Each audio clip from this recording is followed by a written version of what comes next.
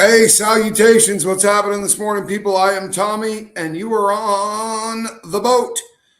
Hope you're having a good morning. This is a show that's backed by popular demand, and I swear to God, every time this happens, someone will say, "Hey, I really want to see this," and 4 or 5 other people will go, "Hey, I really want to see that," and then I'll shoot the video and get 65 people that watch it.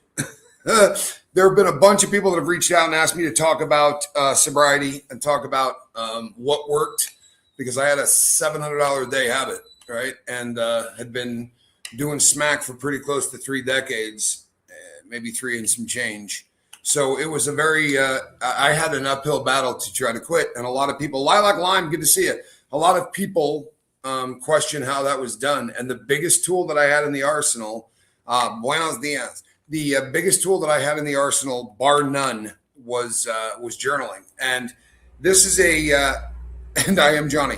This is a concept that once somebody explains this to you and it makes sense, this really is life-changing. So here it is in a nutshell. Most of us don't have any idea who we are. From a very young age, we begin to craft the personality that we're going to be. And some of it is done consciously, some of it is done subconsciously, some of it is done just through repetition. And we find ourselves becoming somebody that we often don't have a clue about. And one of the only ways to figure that out and get to a point where this stuff starts making sense and you have a better idea of who you are is to basically go into a crap load of therapy. And there's a lot of different ways you can do that. Kristen Melinda, good to see you. And I am a big advocate of therapy. Perfect timing, right? A therapist shows up just as I'm saying. I'm a big fan of therapy. But the truth of the matter is there's very little that is more effective, in my opinion, than journaling. Because you're not sitting across from somebody. Because every time we sit across from somebody, we find ourselves falling back into the character that we crafted. We don't just let it all hang out. It's a very rare thing. So if you can get into the mindset of journaling, and there's 2 things that you do when you journal. Pay attention, because the concept is very simple if you think about it in these terms. Your brain never shuts down. Science now backs that up. Your brain never freaking shuts down. In fact, when it comes time to go to sleep, your brain actually has more activity than when you are awake. And think about it in terms of a night shift. And you mean I should be writing in all of the pretty journals I have? Lilac Lime, that is exactly what I'm saying. Your brain has 2 shifts. It has a day shift, it has a night shift.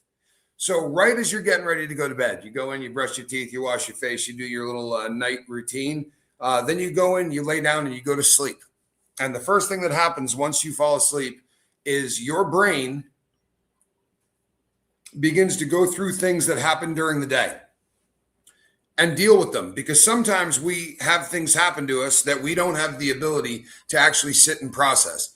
One that would jump off the page, something fierce, is if you take a look right now at what's happening to the Guthrie family. You think that they have the time to sit down and go, wow, man, like this is having a very serious effect on my mental well-being.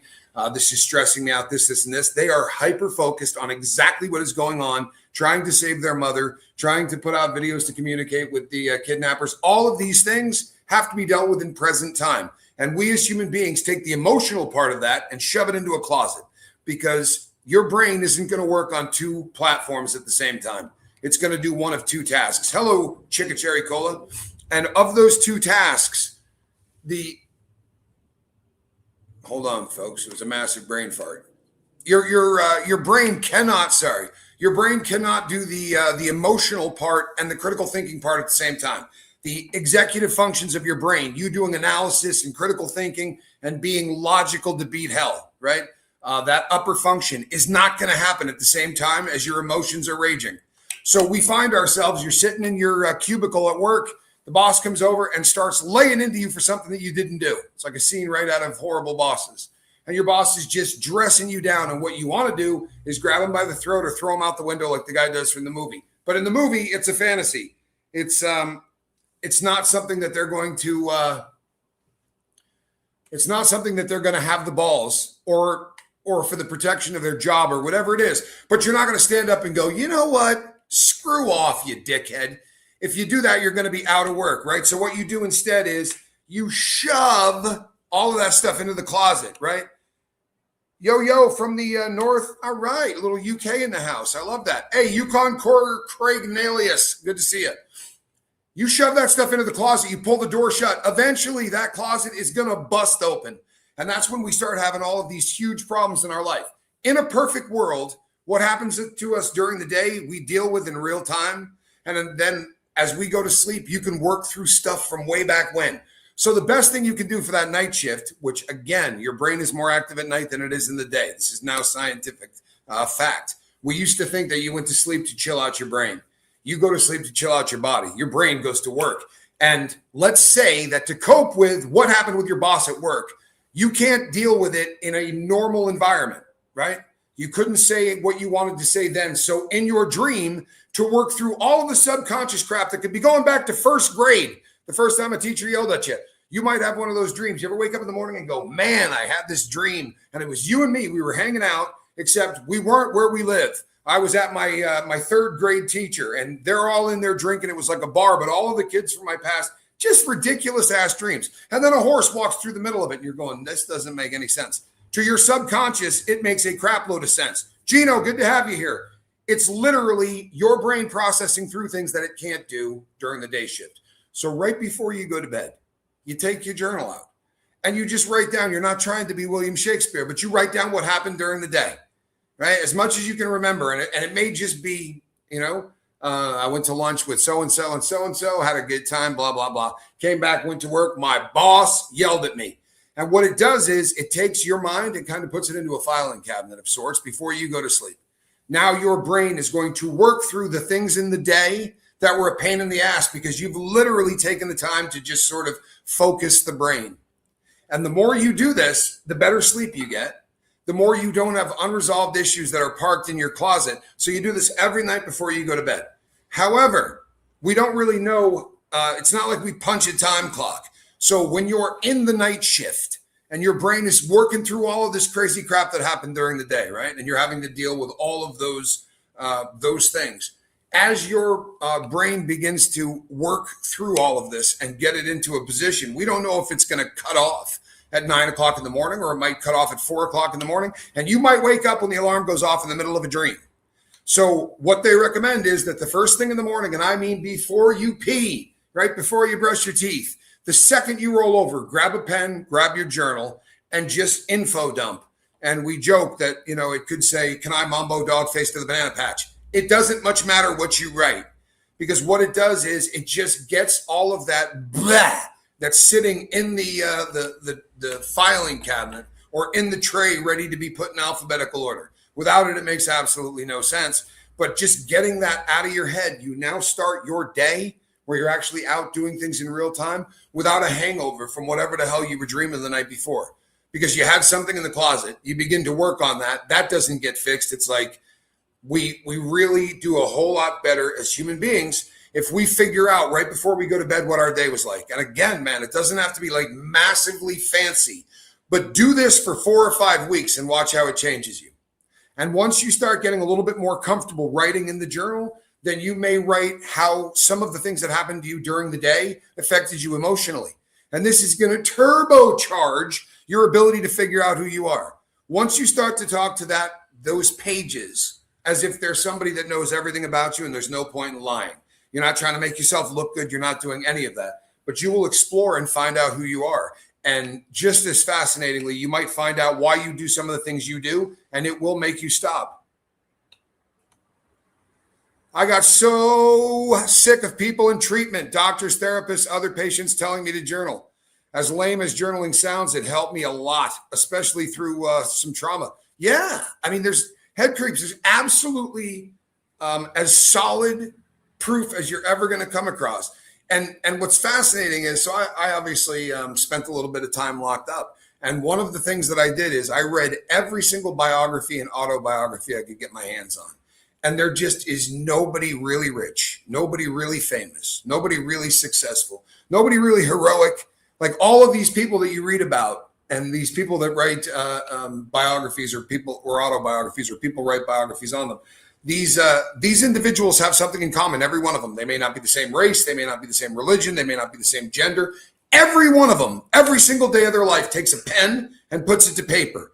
This is another thing that journaling can do for you. So we know, as I was saying in the beginning, that the executive function of your brain isn't going to be running at the same time as the emotional one. So if you start to get really pissed off and you start to feel like you're going to rage, if you sit down and grab a pen, right, put the notebook in front of you, you now have to kick the executive function of your brain on at the same time as you're getting your body to take that thought, have it run down the arm onto the pen, onto the page.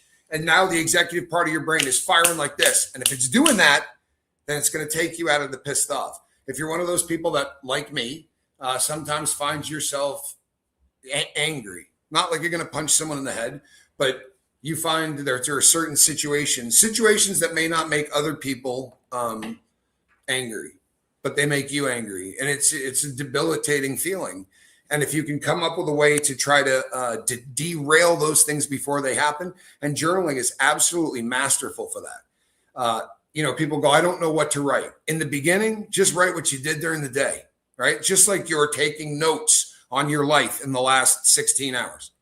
In the beginning, that's all you got to do. And then as you start to progress through there, I tell people all the time, it's as easy as asking yourself questions, right, that just have to do with the past. All of them work to make you start peeling the onion to find out who you really are. If you say, this was one of my favorites to give people, write down every teacher you could remember from the first grade on and any details you can remember about her. Miss Gordon actually spanked people, right? The woman also had like 4 teeth in the front. She used to yodel. Like, I remember this. This was 3rd grade. She was a scary, scary woman. I used to be terrified of her. So did my brother. Miss Gordon was a piece of work. But as you start to write about these things that you have forgotten about that are decades old, but as you start writing about that teacher, you'll go, oh, I remember that one day in class when this kid, Jesse, did X, Y, and Z. It's fascinating how you begin to peel the onion, because we will craft in our head. I've talked to so many people who said, yeah, my childhood was idyllic. It was basically perfect. And you go, that's fantastic. And then you start talking to them and they tell you horror stories from their youth. We very often have to craft a narrative to keep our head in the game so that we don't become weirdos. And it's a bummer, but it's absolutely a fact. And the more that we can live in reality, the more that we can stop crafting a narrative or an image. Hey, this is who I am, right? This is what you ought to think about me. When we can get to a point where we don't give a shit what people think about us. It's one of the reasons that, I brag all of the time. There's cat hair all over the place. Johnny Scoville's damn white cat. But I talk about this all the time because you take a beating for free speech, right? If you take the time to actually say things in the language that you're not allowed to use anymore because it's 1984 and we have this new speak shit where you can't say things like rape, you can't say things like sexual assault, you can't say child pornography, you can't even say COVID, right? You can't say false flag. All of these things will get you dinged. But if people don't say these things, if enough people did, they'd stop dinging us for it, right? Because their excuse is, well, advertisers don't want to advertise if you said any of those words. And I don't know. I find that to be bullshit. The ability for us to talk about some serious issues is what this platform ought to be. But why do I bring that up? I bring it up because everything that we do in life is one way or another tinged, right? The fact that I brag about that and it's costing me money, it's because that's a belief of mine and that belief kind of bleeds out. But it also, I'm trying to make a statement to the world kind of thing. Journaling is not all that bullshit thrown to the side. Journaling is you, your head, your arm, your hand, and your thoughts. And you just put them down onto paper. And the more you write, the more comfortable you get writing. Gino, I am so glad to hear that, man. I love these streams too. I stopped doing them because back in the day when I did these all the time, I worked with people one-on-one. And it's not something I do anymore. And for a while, I was really kind of, torn up about that. I can't continue to work with people. My brain isn't there anymore. I mean, to be honest. But just as importantly, I went through years there where I didn't necessarily have a life. I would take calls in the middle of the night.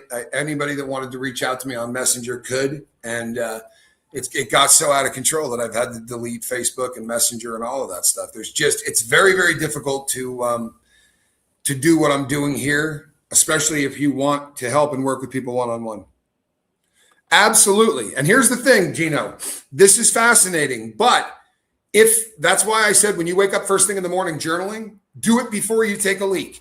Do it before you do anything. Because as I said, you might write down 10 speed football, right? All just things that make no sense in a sentence. When you read those later, you will go, oh, it takes you right back to a dream that you had. Dream journaling is basically the same thing. Every time you wake up, if you wake up in the middle of the night to go to the bathroom, every time you wake up, you just you all ask for that journal and you write down whatever comes to your head. Hello, Caroline in Canada. Hope work is going well. But just literally whatever is in your dome, you put it down on paper, because what it's going to do is act like a trigger, like in the movies you see when people are programmed or whatever. You're leaving the last of your dream on paper is really what you're doing. The last thing that your brain processed through, you're going to dump it down on paper. It's not, dream journaling is great if you remember your dreams, but more likely than not, you're not going to remember your dreams for any length of time. This is why you have people, and I mean, you can put it too in the chat if you've got friends that say, I never dream. I just never dream. And I got to trim this mustache, man. It's killing me. But people who say, I never dream, it's not something that I do. Of course you do. If you didn't, you'd be bat guano crazy. Right? I promise you would. But the ability to take this cycle that we go through and harness it can change your life. Gino says, I often remember my dreams. I do too, but I've worked on that over the years for long periods of time. Good morning, everyone. When I quit smoking weed in December, since then I dream like crazy. A lot of people experience this when they quit anything. If you're somebody that perpetually goes to bed wasted, whether that's on opiates, whether it's on alcohol, whatever the hell you're going to sleep on, once you get off of that substance, your brain isn't being drugged at night. Science absolutely backs up the fact that when you go to sleep, your brain goes party time, and it just starts firing like at a way different rate than it does during the day. And they can tell this by looking at how much glucose gets used by the brain and all of these different metrics by which they measure this. But your brain goes to town when you go to sleep. So if you can harness that, if you realize that just by writing in a book a couple of times a day, you have the ability to take all of that downtime while you're asleep and have a therapist working full time with you, right, during the night. And it doesn't take a lot. But think about it in these terms. If you have a closet in your brain and your boss shit on you and you shove that in the closet, you saw an ex-girlfriend that you took to the junior prom, right? And now she looks like a supermodel and she's married to a guy that, looks like a Wall Street broker. And you saw it, it bummed you out, it put you in that moment. You shove that in the closet. Well, when you start to unpack that closet, what happens when there's nothing left in it? What happens when you've been journaling for so many years that when you go to bed, right, you're working through whatever happened during the day. And when you wake up the next day, you are a brand new creature. There's nothing sitting in the closet anywhere. The answer to that question is it starts peeling the onion back. It's like, okay, the closet's clean. I'll bet you there's a trap door in this son of a gun somewhere, right? There's other things in this closet. We just have to find where they're stashed. And that's really how you start to process through the things that happened to you that created you, the things that made you who you are. Because the DNA definitely got your eye color and, what you look like, how tall you were going to be. All that was kind of predetermined. But the events that happen in your life are going to shape who you become. My dreams can be quite prolific. Chat GPT is good for translating them. I quit weed and dream like mad too. Well, I love to hear when somebody quits anything. And it does not at all surprise me that you're dreaming in a big way. Very often too, if you're on hard drugs, people that quit, especially injecting, you have chemical dreams for sometimes years afterwards, where in your dream you'll be using, or you'll be about to use, or you'll be in the process of copping dope, and you wake up feeling guilty every single time, and it goes on forever. I mean, it's just one of those things you probably live with for the rest of your life. Why I find time and time again is that I dream about my school friends. At this point, it's getting annoying. I think, and this is just a theory, Gino, I'm no guru, but my gut would say that there's a lot of shit in our past for all of us. One of the reasons that we always dream about young kids and people that we hung out with when we were very young is because, once again, that's where our personality was crafted. And there's probably things that happened around those people that once you get that closet completely empty, you've been journaling for a year or two, you're going to start peeling the onion and figure out what it is back there that's causing you to continue to dream. It happens to me all of the time. Look at this, man. I quit everything in December and life has been better sober. Damn straight, man. Damn straight. And you know what? Boy, man, can we get some fours? Quads, right? There are so many people that are sober in this group right now, man. I absolutely love this. It's like the good old days. I used to be a lucid dreamer until I had a car accident 10 years ago. I know I dream, but it's rare. I can remember them. How are you able to better recall your dreams? Cowgirl, you want to get a notebook right next to the side of your bed. And every single time you wake up, you have to write, right? You absolutely have to write. Because what's going to happen is you're going to write something down that doesn't make a whole lot of sense. When you read it, it's going to be like, what the hell am I looking at?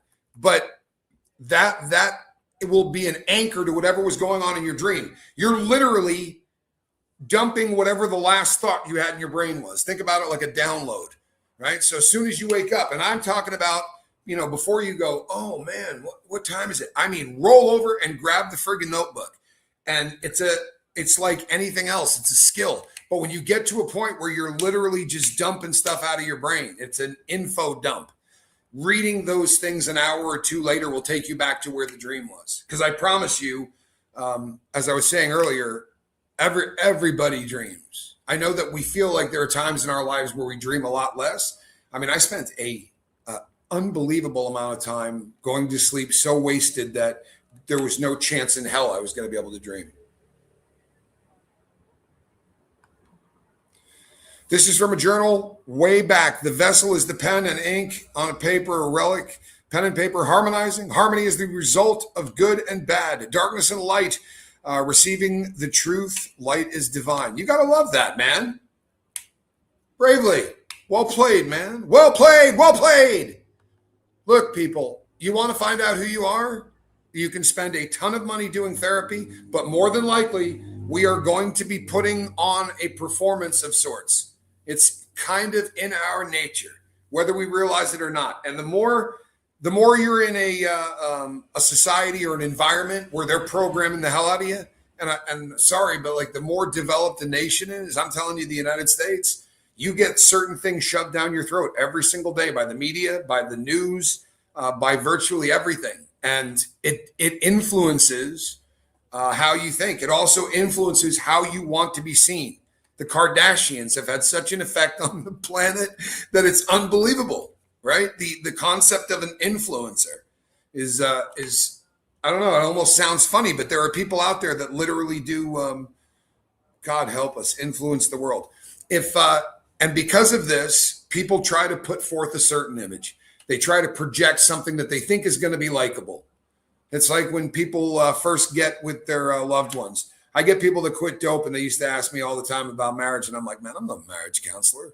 You know what I mean? It's not really my strong suit. But they would, there was always questions that are being asked. And the usual complaint was, she doesn't treat me the way that she used to treat me. Well, I mean, you used to bring flowers every time you came in. You would comment on what she wore every single time. You tell her how beautiful she is. You stopped doing that. She stopped reacting the same way. And the both of you can't figure it out.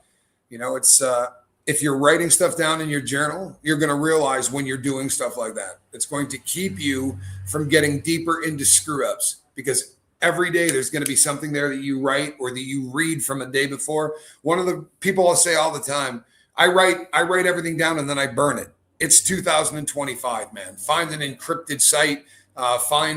Get yourself a safe that you buy at Home Depot, whatever you got to do. But the ability to go back and read what you wrote is massive. I mean, it's better than nothing if you have to write it down and burn it, right? But you're taking a huge hit. The ability to go back and read what you wrote, like I can go back literally. I can go back to my third or fourth year in prison. And all of the just journaling every night from that point on. And I mean, without taking any time off until just recently. I took a little bit of time off just because after as many years as I've done it, I was looking to see what it would be like, because it was bizarre. Honestly, it was. It is such a habit in my life. I have diary entries from when I was 12. Gino, that is the coolest thing I've ever heard. That is the coolest thing I have ever heard. It really is.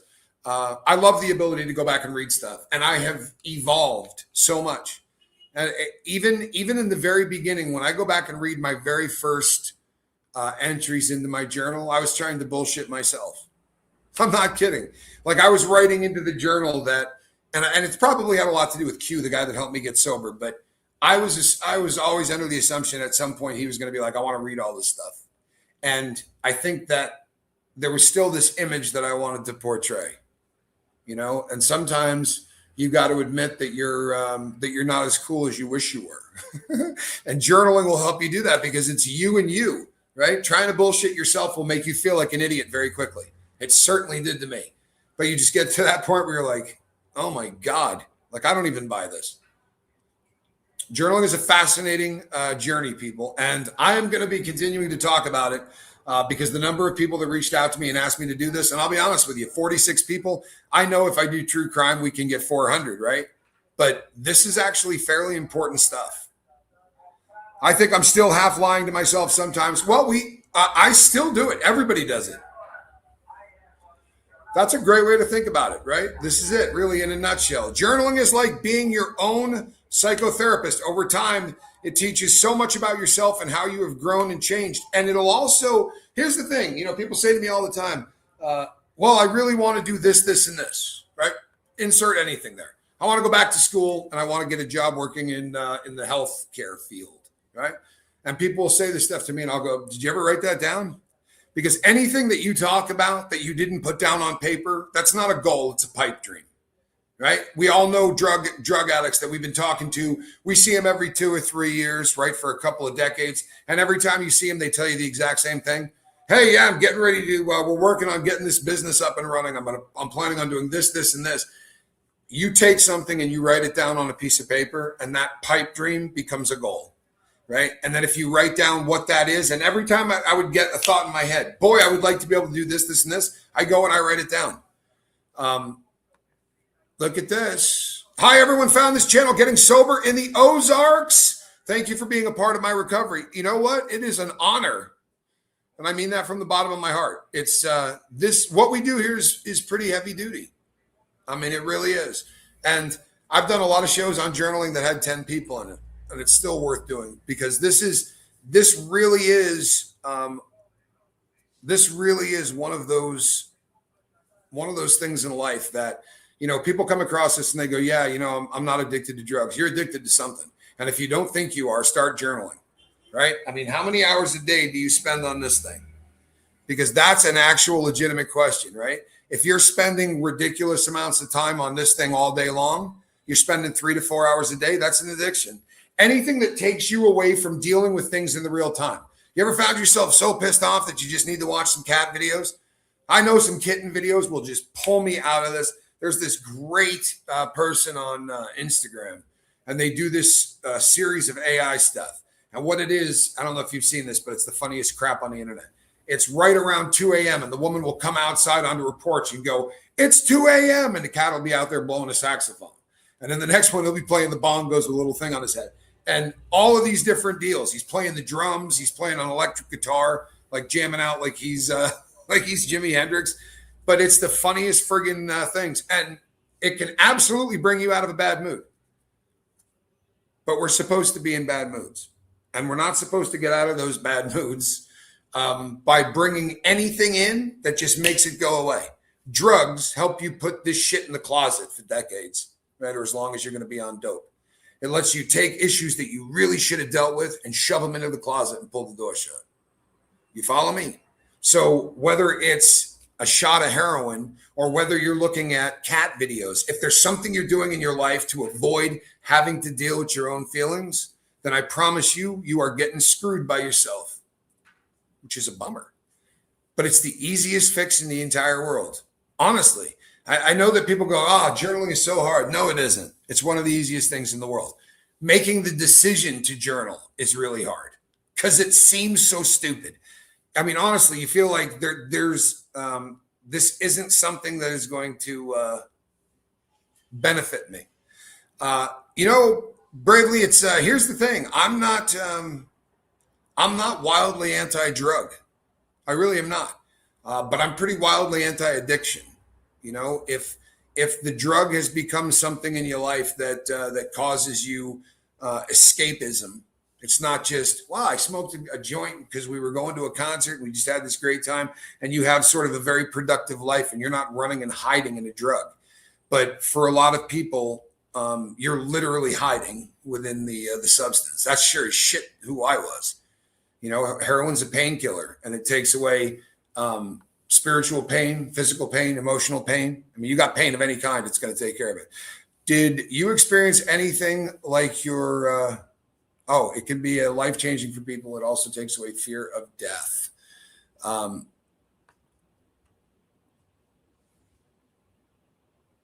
Honestly, here's the thing about drugs too. The truth of the matter is the vast majority of people that use them can do it and not get addicted to it. It's actually a really small number. If you take the whole sort of the whole microcosm of everybody that ever tries drugs, we're talking about a very small number that are just going to go completely off the rails.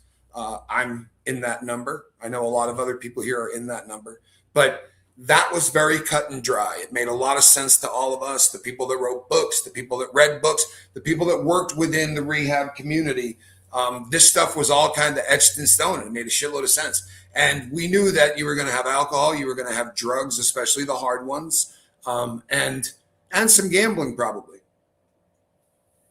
But then we gave people the ability to sit on one of these things and shop all day long, right?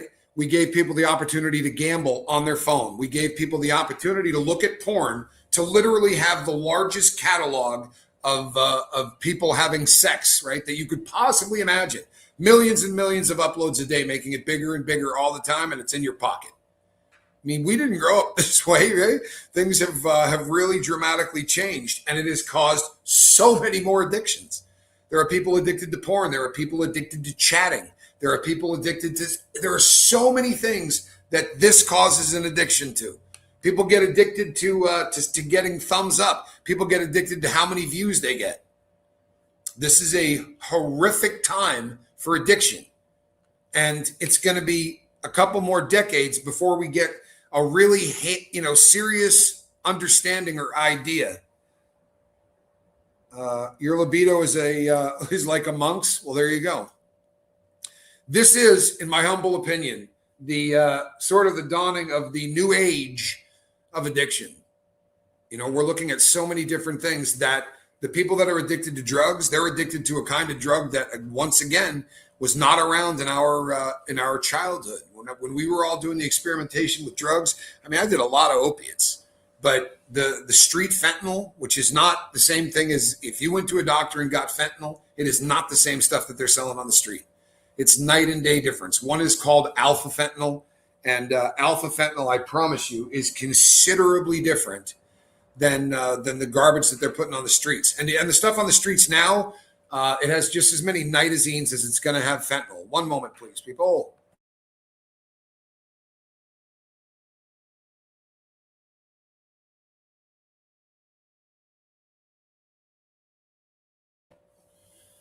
I'm glad I'm not involved in social media because I don't base my worth on numbers and validation from people I barely know. And that's a very healthy way to live.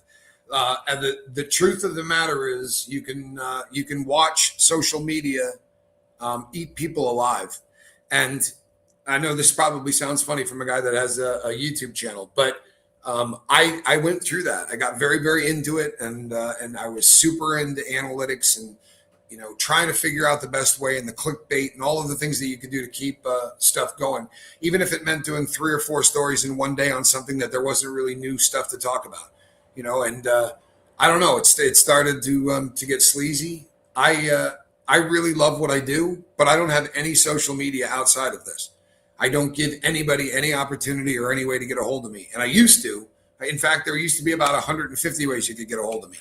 One of the things that I really set out to do was insulate myself from that, because when you're talking to this large a group of people, it can get wildly overwhelming.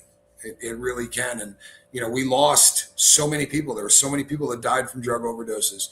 When you got 25,000 people on a channel and a lot of them are in recovery, you're going to lose dozens, of people. It's just sort of one of the realities of sobriety. And it's been really tough. And I was probably going to end up back on dope if I didn't pare back how I do what I do. But yeah, social media it's a pariah, right? It really is. And for a lot of people, by the way, Gino, it's designed to do that. The term dopamine hit didn't exist before Facebook. That was a term that was coined in Silicon Valley because they knew exactly what happened when someone's waiting. You ever see people land on an airplane? Holy crap. I mean, in unison, right? They're like, the tires kick down and the whole place goes like this. Every phone comes up. People are all getting on there because they absolutely want to know, well, how many likes did they get while they weren't, online?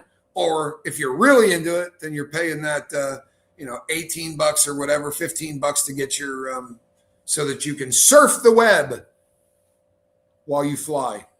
What was the reason Diddy was giving his girlfriends and the escorts drugs at the freak-offs?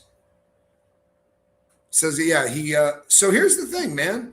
Those are party drugs, right? 2C, the pink cocaine, MDMA. Now, GHB is a little different. GHB is a rapey drug. It's not, it takes you the opposite direction, right? Gamma hydroxybutyric acid will knock you out. Whereas all of these other ones they're club drugs, disco biscuits. Back in the day when ecstasy was still legal in a lot of places, there's just a lot of people that like to go into clubs that, the lights and all of the shit. It's like sensory overload. So I think he talked a lot of them into it. I don't think every single person that got drugs at a freak off was fighting it. I think most people were like, this makes banging a whole lot more fun. It makes the videos last a whole lot longer. I mean, I'm just keeping it real. Yeah. Unpredictable Tony says, since quitting things, I have to admit, I miss dopamine hits on my brain. Seem to search for it. Turns out push-ups provide it. Well, you're absolutely right. And I'm so glad you said that, Tony. There's so many things that we can do that provide dopamine hits. And the fact that you found one is awesome. What do I do now? My son was on his 72-hour hold in a crisis center. I use that term lightly. And they fucking released them within 10 hours. Wow.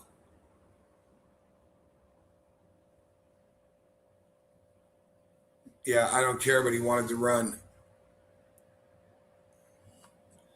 He came to my home cleaning out his room of all of the syringes, etc. He was beyond pissed. Oh, to me, cleaning out his room, all the syringes. Oh, my goodness. I love it. I'm sorry, Pamela. I love it. I don't mean I love your misfortune, but I love how you're handling it. I called the police again and they came, but he talked them out of it. Said that he was okay. That's pathetic. That really is. That's pathetic. And I would document the hell out of that, right? Because if this does escalate, God forbid, can we get some prayers, for Pamela and her boy?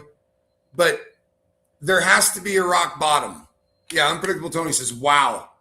No, loving him is a great idea. But if you stop, if your love keeps somebody from hitting rock bottom, they're in real trouble. He did go to a methadone clinic, but I don't know anymore. You know what? If he can, yeah, I know he is, Pamela. And that's why I wanted people to pray for you. You know what? I broke my mom's heart for decades. And I talk to my mom all the time and we get along beautifully and just never, ever thought that we would have a relationship like this. And I only say that because you just don't know what the future holds. My mom recently had me call her because a friend of hers has a son in the same situation. And the woman is just like, I know he's never going to be right. My mom was like, let me let you talk to my son.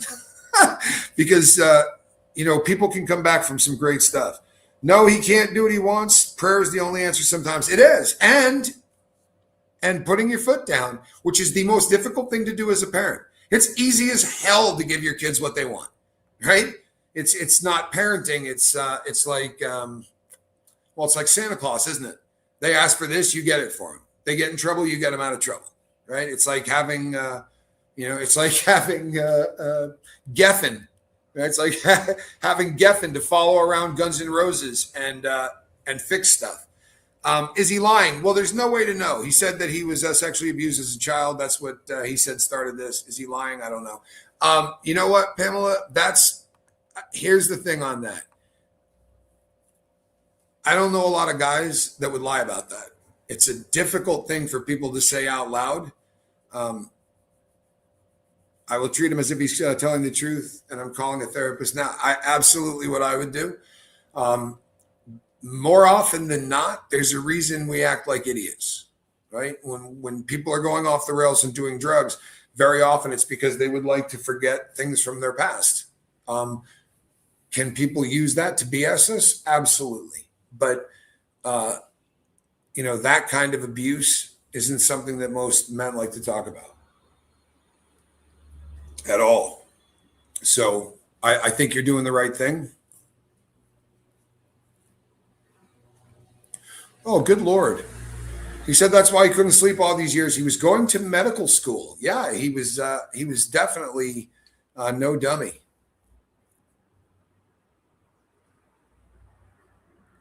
Yeah.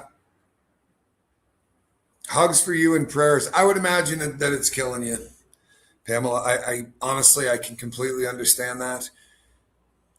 There really are only, there's not a ton of gray area. There really isn't. There are two schools of thought, and one is that you do everything you can to keep your kid from hitting rock bottom, and I think that we saw a really stellar example of that with the Nick Reiner situation. His family loved him. No one's ever going to argue that his mother and dad loved the hell out of him. No one will ever argue that. But you can love somebody to death. You know something? I'm with you, man. This is really hard. No, you can't give up. Absolutely not. Right? That's tough love. This is exactly what tough love is supposed to be. I'm not going to give up. Yeah, I'll call the cops, but I'm not giving up. And I'm not, turning my back on him or anything else. I'm going to be there, but I'm not going to let him kill himself. That's tough love. Not get out of my life, because those people end up getting a phone call that say, we found your daughter behind a dumpster, or we found your son inside a dumpster. Like these are real things that happen. And there is a long history of people who kick their kids out of the house. And that's a rough world. If your kid has an addiction to a hard drug and you kick them out of the house, there's only a couple of options. They're going to become a criminal, or they're going to become a prostitute, which is, a different form of crime. But they're going to sell themselves, or they're going to steal shit. Those are usually the two avenues, or con people, or any combination of two or three of them. But sadly, it's not to mention all the shit that's in heroin. I'm not trying to bum you out, but there really isn't much heroin left. The vast majority of stuff that's on the streets these days is not heroin. It's not cost effective to produce. They can make nitazines, or they can make fentanyl, and they can do it without having to grow fields of poppies. And they can make it more potent, so you can smuggle. The smaller amounts across the border have so much punch that people are getting addicted to it. They say that. A lot of those pills have more than 2 milligrams of fentanyl in them. 2 milligrams of fentanyl will kill you, right? 2 grams of fentanyl might kill me. That's a lot of the drug. My mom thrived on ignorance, my addiction being a scapegoat for her bad parenting. I'll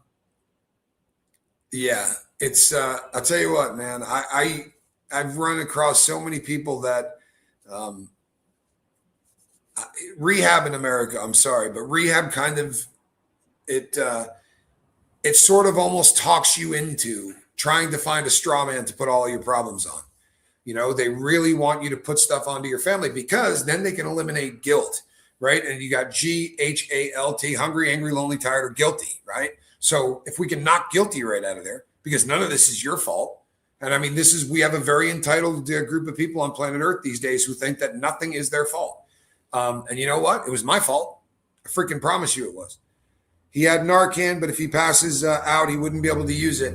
I'll be honest, it's a rare thing when somebody successfully Narcans themselves, right? Because Well, the reason that you know that you need to be Narcaned is when the respiratory depression starts, right? You're no longer breathing. And the reason that you're no longer breathing is because you're so damn calm that your body doesn't go, right, and do that shock thing. It just chills out and waits. And the problem is by the time that's happening, your brain's not doing what it's supposed to. Carolyn, I'm glad that you woke up to us. Wow, look at this. I died 3 times and they brought me back only because it happened in front of my wife, who was also doing it. My God, thank God you're here, man. Sometimes you need to look at that you can be harming rather than healing. It's sad to say that tough love can be the only way to go. Yeah, it's for the person's highest good. Christy Collins is a beautiful way to put it. It's for the greater good of that person, right? Not of the planet, for that person. I think we'd be having a different conversation if Nick Reiner was forced to hit rock bottom a couple of times in his life. I think we'd be having a much different conversation. My ex-husband is trying to justify his anger, and I said his anger is just the substitute for his lack of responsibility. Here's the thing with anger, too, man. Anger among addicts, everything we do as drug addicts is a learned behavior, right? So over long periods of time, my parents never left my side, but I got in trouble and they were like, well, then you can get out of trouble, right? We're not buying you a lawyer. We're not, right? This is something that you got yourself into. You're going to get yourself out of. But they were always there for me, right? They would come to see me. They would write letters, but yeah, they weren't going to bail me out, at all. Right? It just wasn't going to happen. But it's a learned behavior, Pamela. And the things that happen to us early on in our addiction days, like when somebody says, when you first become a junkie and somebody says, hey, man, I feel like you might be on drugs. And you go, oh, no, that's ridiculous. I'm not on drugs. And they sit and go at you for an hour and a half. The next time somebody brings it up to you, you go, hey, man, right? Because you're a little bit, a little less patient. You've already been through this once. And you go, hey, man, I'm not on drugs. Can't believe you'd accuse me of that. And the person goes, hey, I'm sorry. And you perfect that bullshit pitch so that every time somebody comes at you, you can do the indignant thing. Man, I'm in recovery. I've been trying to quit for a long time. You got a lot of balls even saying that to me. The anger very often isn't even real.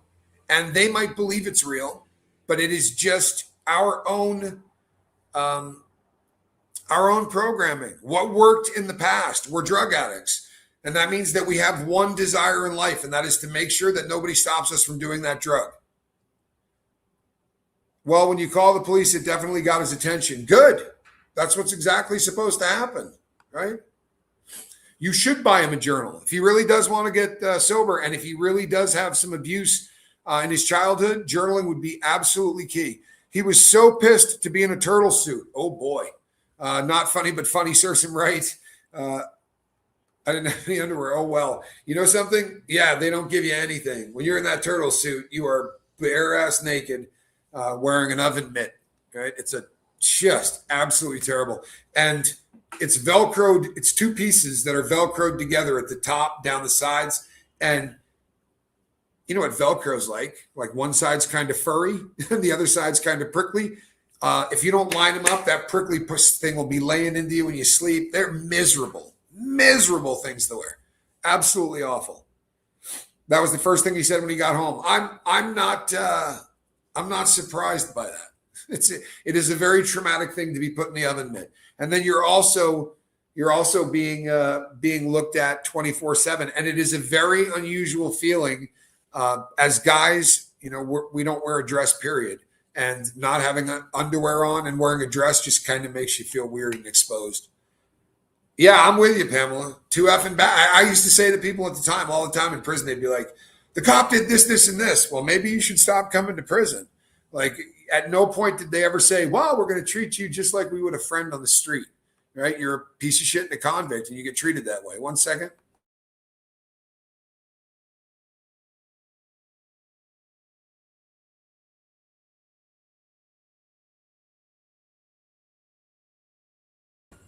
Most assuredly, Pamela, the light will never go off. You're on 24-hour day observation. I like composition notebooks, college rule for journaling, easy to write on, cheap, and store nicely. That's exactly the ones that I used. There's probably 6 or 7 journals where I had to get away from those, particularly after moving down here. They're harder to find, the composition ones, but they're so fantastic because there's a place on the front where you can put the date and all that. But that's what I had for years upon years because they sold them at every prison in the BOP. That's right. Unpredictable Tony says, hey, it's 2026. We can wear dresses now. Yes, we can. And look, I'll be really honest. I've always wanted a really nice kilt, and I just never seemed to get one. And I had people that said, hey, I'm mailing you one. It just never, someone actually did mail me it. And I guess that I look really small on YouTube. So they sent me this thing that like I would have a hard time getting my left leg in. But there is really something to be said for this. So Pamela, if you can get your son to catch one of these shows, this is,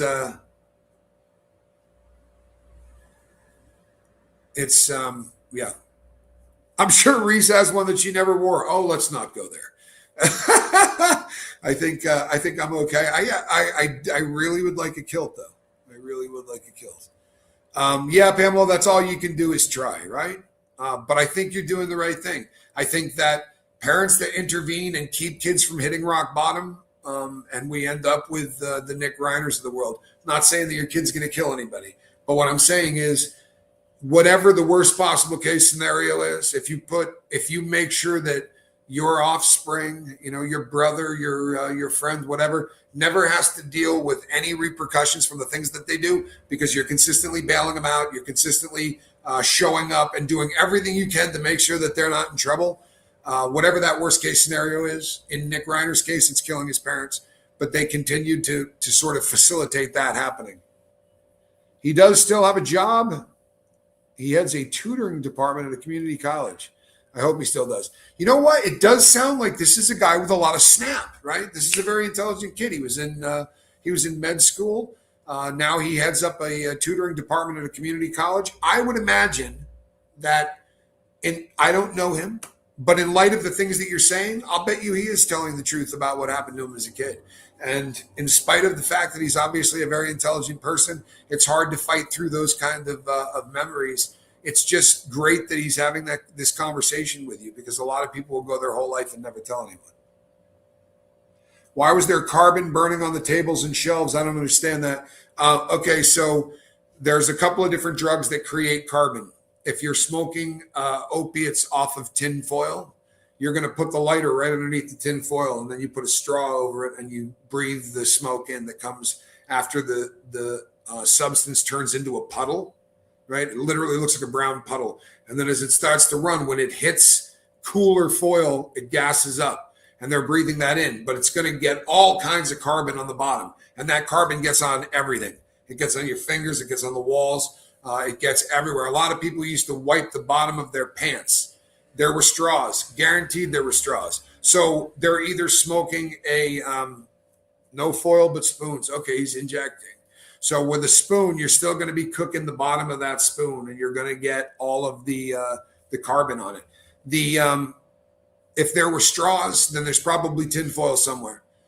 Because, I guess they could be snorting the stuff, but if there's carbon everywhere, normally the amount of carbon you're going to get on the bottom of a spoon isn't going to coat the whole house. It's very easy to kind of keep that little thing. If you've got your works, you pull it out, you do that, you wipe it when it's done. It's not that big a deal. But when you start to smoke on tin foil, it creates an ungodly amount of carbon, and it ends up on everything. I used to tell parents, look at the cuffs, the bottom of the person's pants. Because if they got the stuff on and they got to wipe it somewhere, they'll usually do it on the bottom of their pants. You know what? I appreciate this. Here's the thing. I really have been there and done that. I promise you. My uncle has a kilt and plays a mean bagpipe. You know something? I play a pretty mean harmonica. But there's something so cool about the bagpipes. For real, I'm a massive fan of the bagpipes. I really think it's fantastic. Great instrument. Oh, that's another one that the cat plays outside at 2:00 in the morning. She opens the door and goes, "Give me those bagpipes!" And he's walking around playing the bagpipes. Such a fantastic set of videos, for real. Pamela, you also can get that from smoking methamphetamine, which can also be smoked on tin foil. It also very often is smoked out of light bulbs, right? The incandescent kind of light bulbs. You hollow it out and you put the meth in there. You use the straw and you light it. That creates a crap ton of carbon as well. You had a harmonica phase? Good times, good times. Yeah, and I started to learn the harmonica a really long time ago. I got one in prison. But out here, it's so much different because you can put these guys on YouTube that have skill, and they will literally tell you what to do, how to do it. It's a lot easier learning with some professionals because I'm basically a rank hack. But you don't have to be good, especially for the blues. Da da da da da. Wow wow wow wow. Banana. It's just sort of riffing. He looked so meth out when he got home, but he pissed clean except methadone. So he said. Okay, he pissed clean for who? For the so he said thing. Who did he piss clean for, out of curiosity? I journal, but not like you describe. I started after reading Julia Carmen's The Artist way many, many years ago, but it's more of a brain drain process. I'm going to follow your suggestions. Cowgirl, give it a shot. If I was the one that came up with this, I would say you might want to be careful because I'm not splitting any atoms. But this was something that somebody turned me on to, and it just absolutely changed my life. I want to be able to remember and work with my dreams again. Yeah, cowgirl. So I would have a journal, and then right by my bedstand, I would have my dream journal. Because if you get up to go to the bathroom, any of that stuff, you instantly write down what's in your head, and you will definitely get back a lot of dreams. Hi, Kathy. I guess he had to piss before he left. You mean before he left the jail? Because here's the thing, and I'm not trying to be a dick, and I'm not trying to shoot your boy down or anything like that, but it's something that all addicts do, right? You have to take advantage of everything you can take advantage of while you're in jail. Like I used to call people I owed a crap load of money to collect from jail because they don't ever want to talk to you again, right? They'd be like, oh, no, dude, he got busted. Don't answer. Don't take his calls. Don't take his calls, right?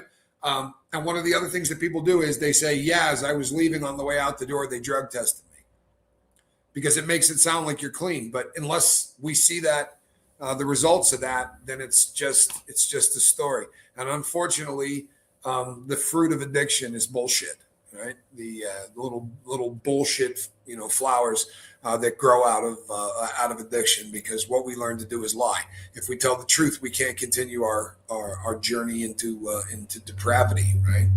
If somebody says, hey, what are you doing today? I thought I'd go down to Home Depot, maybe steal a couple of drills. I got this fence that said he'll give me 50 cents on the dollar if I can get him 2 drills, DeWalt's. So I'm going to go in there and steal those. And then I'm going to call the drug dealer. He's going to meet me at Walmart parking lot. I'll probably sit there for 3 hours, right? Because sometimes he shows up in 5 minutes and sometimes he just doesn't show up, period.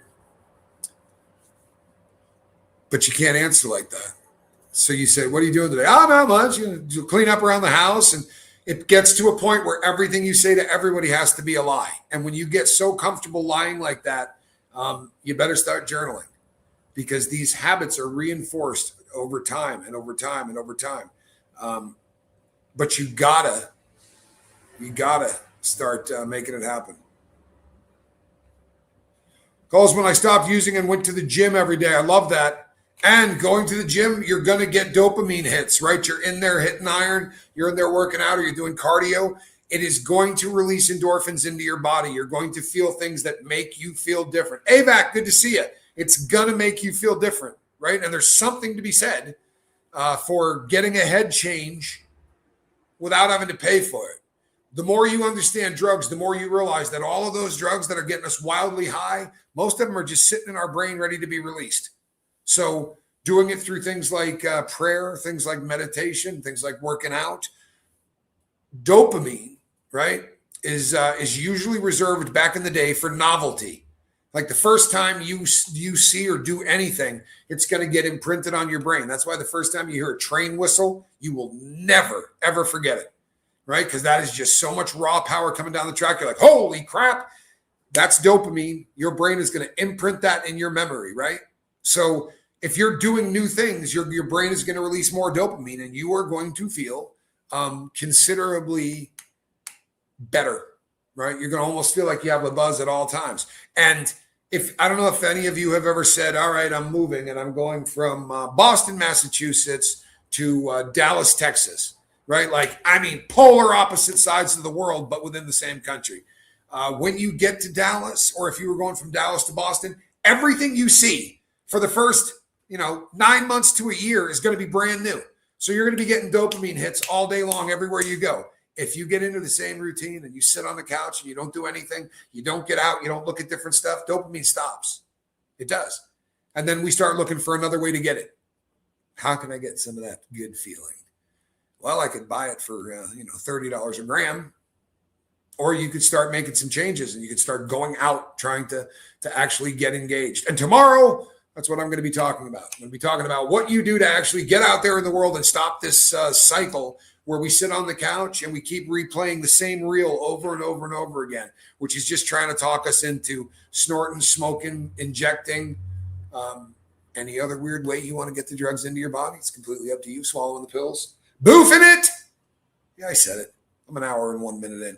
All right, people, I'm going to wrap this up. Do you know why? Because I've got at least 2 more shows, maybe 3 that I got to get going today. However, these shows I don't have to prep for. This is something I did for a very long time, and there's a lot of people that have asked that I do this. If you guys keep coming back, I'll keep doing it. I think it's an important thing. I really do. Pamela, proud of you, and I think everyone else is. You should be proud of yourself. What you're doing isn't easy. It's painful. It's absolutely painful. But if you don't do it, you're failing your boy. It sucks, but it's the truth, in my humble opinion. AVAC, I love it. Yeah, there's a lot going on. So in the ER, I was given opiates intravenously with liquid Valium. I knew immediately why people get addicted. Yeah, Valium is really weird in injections. You have to do it with a timer. You have to do it with a stopwatch. Because if you push too much of it into the bloodstream all at once, it'll just take you out. Cut firewood or freeze gets me out every day. There you go. Cut firewood or freeze. That will get you out of the that'll get you out of the house every day, my man. Every day. But hard to beat. For real. That's dopamine. And any routine that takes you out into the real world is a good thing. Any routine that keeps you rooted. Now, look, some people can't leave.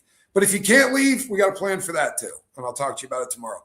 Pamela, keep doing what you're doing. People, keep Pamela in your prayers. And I'll tell you something else as we leave here today. Say a prayer for Nancy Guthrie. Her family's going through it. I'm going to be doing a show on this. Yesterday, her 3 children put a plea out to people if there really are kidnappers. We'll be talking about that on an upcoming show today. But keep her in your prayers. It's a tough situation. And pray for Savannah and her brother and sister.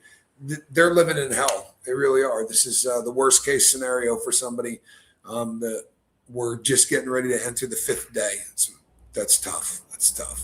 Thank you all. I appreciate you. Nina Hun, good to see you. All right, people. I'm Tommy. I will see you, man, probably in an hour and a half. Hit that bell for notification. Hit subscribe. And hopefully you won't miss me when I go live, right? Miss me. All right, people.